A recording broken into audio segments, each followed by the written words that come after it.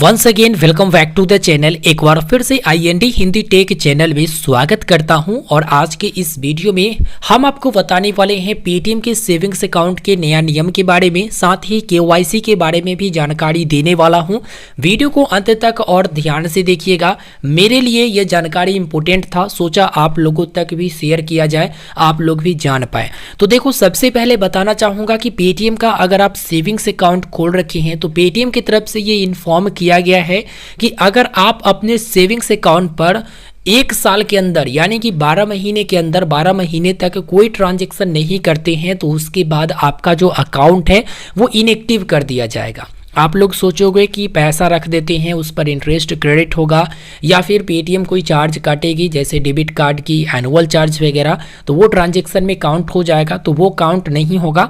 हाँ, अगर आप मनी ट्रांसफ़र कर देते हैं, ATM से कैश विड्रॉ कर लेते हैं या फिर आपके खाता पर कहीं से पैसा आ जाता है तो वो ट्रांजैक्शन में काउंट होगा। लेकिन अगर आप ऐसे कोई ट्रांजैक्शन नहीं करते हैं जो ट्रांजैक्शन में काउंट हो तो उस स्थिति में 12 महीने के अंदर तक 12 महीने का समय दिया जाता है, तब तक आपका कोई ट्रांजैक्शन नहीं होता है तो आपका खाता इनएक्टिव कर दिया जाता है। अब एक्टिव कैसे करोगे? तो एक्टिव करने के लिए ना आपको KYC करना पड़ेगा। अब KYC जो कि आप सभी को सूचना देना चाहूँगा कि अभी तक जो है RBI की तरफ से रोक हटा नहीं है, पेटीएम पर रोक लगा हुआ है। KYC नया कस्टमर को नहीं करना है, यानी कि नया ग्राहक नहीं जोड़ना है, तो इसलिए यहाँ पर पेटीएम पर जो है नया KYC नहीं हो रहा नया ग्राहकों के लिए। लेकिन अगर आपका KYC वेरिफिकेशन होना है, जैसे वॉलेट में कोई दिक्कत आ गई है फिर से KYC खोजा जा रहा, या फिर आपका अकाउंट इनएक्टिव हो गया है, एक्टिव के लिए फिर से KYC खोजा जा रहा, तो उस स्थिति में आप KYC करा सकती हैं।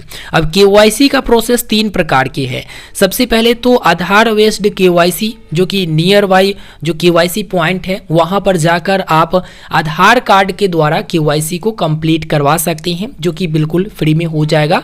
आधार और पैन की ज़रूरत होती है।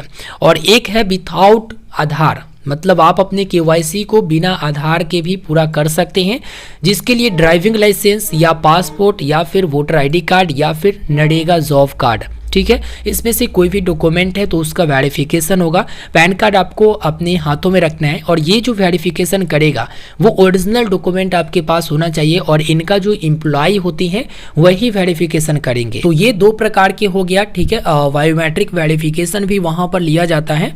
अब यहाँ पर एक है Aadhaar based KYC at your doorstep, यानी आपके घर पे वो आएंगे, जो भी इनका एम्प्लॉय रहेंगे, जो भी KYC करने वाले रहेंगे वो आपके घर पे आएंगे और वहाँ पर KYC करके जाएंगे डोर स्टेप में। लेकिन डोर स्टेप की चार्ज लागू की गई है जो कि 150 रुपया आपसे लिया जाएगा। अगर आप चाहते हैं कि हम जहाँ पर उपस्थित है, घर पर उपस्थित है, वहीं पर इनके तरफ से कोई आए जो KYC कंप्लीट कर दे, तो उसके लिए आपको 150 रुपया की चार्ज देना पड़ेगा। जब आप 150 रुपया दोगे तब जाकर घर बैठे आपका KYC कंप्लीट हो पाएगा।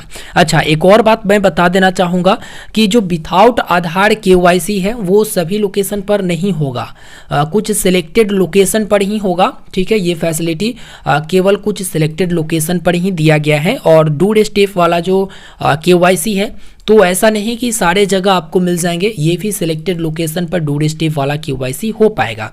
अगर आपके पास पैन कार्ड मौजूद नहीं है तो फॉर्म 60 डिक्लेरेशन आप दे सकते हैं एज पर RBI गाइडलाइन, जो RBI का गाइडलाइन है, ठीक है।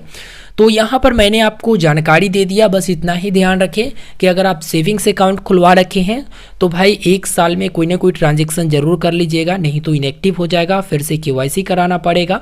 और KYC का 3 प्रक्रिया 3 तरह से कंप्लीट हो सकती हैं, जो कि मैंने आपको बताया, आधार कार्ड से, बिना आधार कार्ड से, डोर स्टेप में, ठीक है।